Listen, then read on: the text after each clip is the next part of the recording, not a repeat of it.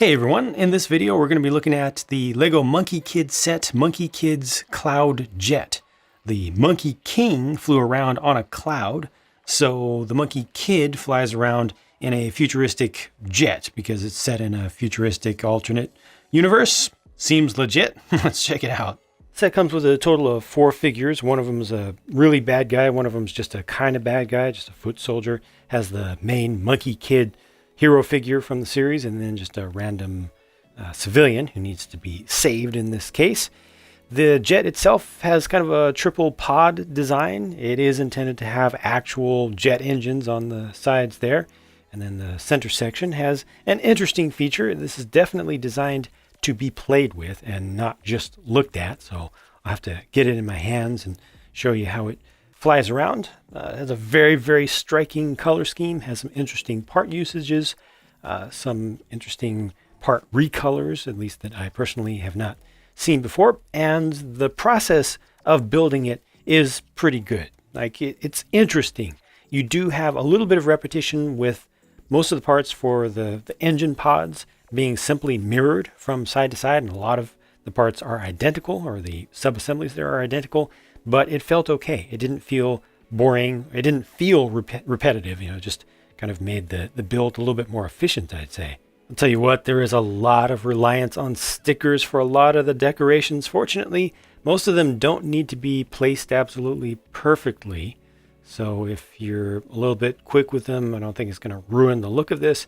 Also, if you absolutely hate stickers, because the color scheme is just so bright with this, and not only are the colors themselves bright, but their positions are good for overall contrast, you can actually leave off most of the stickers and it won't really hurt this.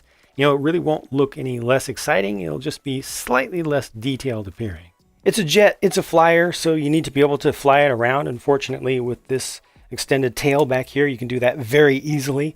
This will work for small young hands. It'll work for adult hands. And it just feels good. There's even a little bit of thumb jimping there to give you just a natural place to put your thumb. A lot of tools will do things like that. Just a nice extra detail. But this feels balanced and you get good control of the thing, you know? So you can have some realistic flight that you do with it. You can spin it around if you're doing a roll, you know? It's just easy and it feels very natural. So it's good in that sense, in a very important sense. This does have a couple of shooters. They are just disc launchers that are built in. They actually have easy access to remote actuators or triggers for those. So there's one here and there's one here. You can get to either one with a single hand, or if you use 2 hands, well, go for it. You can do that too. So you just see the discs extending from the pylons, the wing-like things, little white disc on either side. And there's also this mechanism right here, which fits into the color scheme properly, and that allows you to access a 2-in-1 function, 2-in-1 feature of this. I did this once, and the thing that comes off, the thing that changes here, actually rocketed completely off the table entirely. So this time I'm going to put my other hand out here to catch it, but there we go. Okay, that was a little bit anticlimactic. I was a lot more careful with it. But if you pull that lever back quickly, you will eject this very quickly. This totally not Akira bike that they've created here, which looks really cool. It's a little bit on the large side for what it's intending to be, but it does look quite good, and the build of it is plenty durable. It'll stand up on its own on a surface. It again does rely heavily on stickers for some of its decorations. I like how brave they got with the color scheme, mixing in the teal with the regular red color there. The stickers, the teal parts on the stickers actually don't match up very well, unfortunately, to the plastic color. The Monkey Kid logo, according to the instructions, is supposed to be canted back just a little bit like that. But yeah, I mean, this thing looks pretty cool by itself. I feel like they could have released this as just a set. This was also an enjoyable build, something a little bit different even from your typical LEGO original IP oversized motorcycle. One thing I will say that is missing from the motorcycle segment of this is a good place to put the minifigure's signature weapon. So that's something that you probably want to customize in there because it's important for him to have that on him. A little bit easier to attach it to the rest of the craft, but you want it close to him. You can also change the angles of some things. So like these engine parts out here can be angled down. If that makes a little bit more sense to you, you can actually bring them all the way in, kind of tuck them in like that.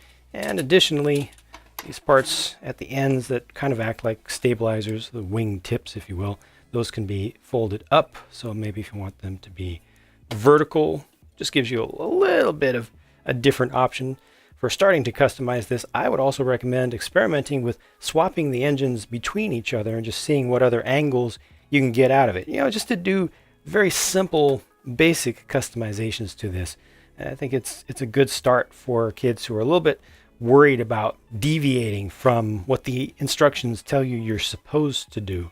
This looks interesting from the underside. Not too many random colors, fortunately. Like most of it is done with care with the parts that were selected for it.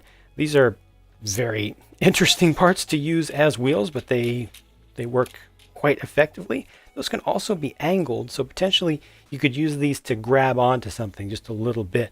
There aren't a lot of things that it'll hold on to, but some it will. Plus these have studded ends here. So if you want to angle these just to think of them as thrusters for vertical takeoff and landing, you can, or you can kind of use them as grippers, or they will just work just fine as landing gear to supplement the main motorcycle wheels up here. And then if you don't have the motorcycle in place, let me see if I can do this a little bit stronger now.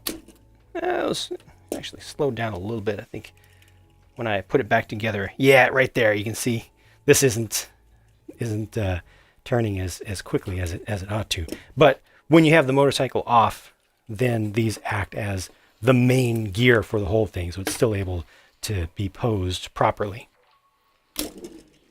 Here's the Monkie Kid with his golden staff with the extra long and new hilt pieces used at the ends with the drum lacquered, really nice looking gold color. And up close, you can see the figure itself is pretty well detailed with good printing for the torso, good printing for the legs, with side leg printing additionally that's lined up pretty well. It's a new hair piece, a new headphones piece as well in the teal color there that a lot of adult fans especially are really loving, and Lego's trying to put that color into as many sets as reasonably possible, sometimes even just hiding pieces away in the interiors of things. And there's the alternate face. The random citizen in this set actually is named. Her name is I. It's spelled A-I. And, I mean, she looks like just a citizen, just a regular person that you can put around any kind of city or town kind of setting. Has a little bit of luggage she carries with her. And the alternate face makes total sense for a situation involving distress and attack by, like, demon bull clones and stuff. Speak of the demon, here's one of those now, one of the clones. Just a regular foot soldier for this theme, at least for this season. A new headgear piece is used there. I'll take the weapon out of the way so you can see the print on the torso a little bit better, but that torso print is good. I like the headgear piece. It's in gunmetal gray, and I like its design. I also especially appreciate the fact that the horns there, which are not a new mold, but I believe a new color for that piece, were easy to insert. Sometimes those softer barb pieces can be a pain, but these were actually, easier to insert than usual, but there's still some clutch power there, and you can adjust their angles without pulling any of your own hair out relatively easily. Surprisingly, there is no print on the head under here. Oh, there's good clutch power against that head, but you know what? I thought I was going to hate that, but I'm actually okay with it because the appearance of this, when the headgear piece is on, is pretty respectable. Look at that metallic printing against the gunmetal gray there as well. Shines pretty nicely, but again, what I'm talking about, when you look through the visor section right there, you just see, I don't know if it's supposed to be heat or some other form of energy, or even if there's a digital projection or possibly a supernatural one there. I like that look. And it grabs light from somewhere pretty well. Like there's no skylight to let light in there. If there was like a hole on the top of the head or something, you'd have more light, but it's just reflecting for the most part. And yeah, I think that's a good look, and they didn't actually need a print on there, even though I thought they did.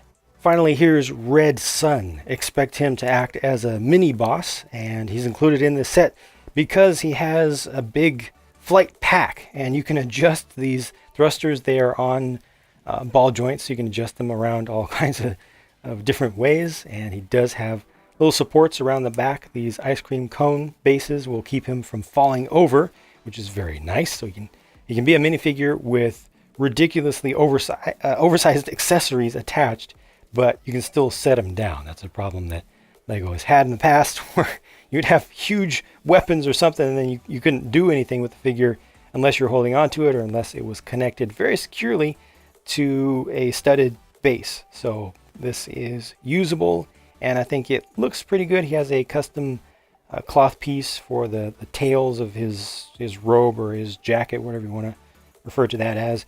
This is an augment, so he can put a flamethrower in there. In his other hand, he's holding on to an old Exoforce hand. You can just replace the end of this, so that's his proper fist becomes a robotic fist. And I thought the man with the iron fist was supposed to be a good guy. Oh, different franchise. Got it. So with that flight pack removed, you can see more clearly just what this looks like as a figure. And you can also see the print on the back of the torso that is not showing proper yin-yang balance. There is a third element there, so that's probably part of the problem. And here's his alternate face, which looks like, well, a very typical villain evil laugh. So that's well done stylistically, I think. Here are the spare or leftover parts, which do include 2 extra plain 2x2 round white discs to use for the disc shooter, and they do have an extra one of those brand new headphone for your neck pieces in teal. So that's a nice little inclusion. And finally, to look at the spent sticker sheet, avert your eyes if you absolutely hate stickers, because this is going to hurt. I'm still going. There's more. Yep. That's a lot of stickers for a set of this size. And I'm a person who has an entire binder of collected Lego stickers. So I actually like the things in general, but this feels like a bit much. Speaking of a bit much, this is priced at $60, 60 US, which, yeah, it just feels like a bit much, but only a bit, you know, not a lot too much for what I see in front of me on the table right now. For 529 pieces, and, you know, being fully aware of what those pieces include in terms of their sizes and how they contribute to the overall experience of not only putting it together, but having it together, you know, having it completed, I think the price isn't that bad. Of course, I'd like to see it lower for this overall size of thing, but it was definitely enjoyable to put together. Has too many stickers, has some really cool pieces that I look forward to using in custom stuff, at least with their unique colors and some of the shapes as well. So overall, I'm pretty happy with this, and most importantly, it does play well. You know, just being able to grab it and fly around with it, I think is good. And the motorcycle by itself, again, I think that could have been sold as its own set. It is absolutely worthy. It's a good design. It looks nice, displays well. I mean, for a toy set to have something in it that displays this well, I think is something a little bit special. Maybe a little bit less common these days, as there's more focus on play, especially for the younger lines. But overall, I'm pretty satisfied with this. I do feel like there's something small that's missing from it, especially for $60. And I can't quite put my finger on it. I've tried to wrap my brain around it, and there's just something that's not quite there. And it might just be because I've looked at this so much from behind and considering it for flight and for play, that for that to be as unfinished looking as it is compared to the rest of it. Let me put it that way. You know, like 10 years ago, we couldn't have complained about seeing those white Technic lift arms, for example. But it just, given how nicely formed these engine pods are, and the combination of a little bit of Technic with system-based stuff around the sides of the open canopy here, I guess it's just the view from us, you know, us as pilots, us as huge fig pilots. isn't that great. That's, the more I think about it, that's really the main thing that is bothering me. Because you see in pictures, you always see it from the good angles. And, you know, when you think of this kind of in universe, you're not going to be seeing it from the back that frequently, including during play scenarios, like in your mind's eye. But then as a physical person actually there, you grab it from the back, and yeah, the more I think about it, that's my problem with it. Just right there, how it looks in this little space here. If they had put just a few more pieces in there to cover that up and make it more, you know, more smooth, more continuous, and just fit the rest of the theme, then I'd probably be far more satisfied with it. As it is, I don't have much in the way of problems. It's just a little bit off. The figures are good. Fortunately, the production quality on those is also pretty good this time around. It has varied a little bit in the sets that I've seen thus far, but generally, at least the design work has been good and the production work has been fairly consistent. No major problems with that. So overall, yeah, I'm satisfied with this, but I would like to see it come down in price a bit. Just a bit. Like, even if it was 55, I would feel a lot better about it. 50, I think is good. But just a little bit, just for that amount of stuff.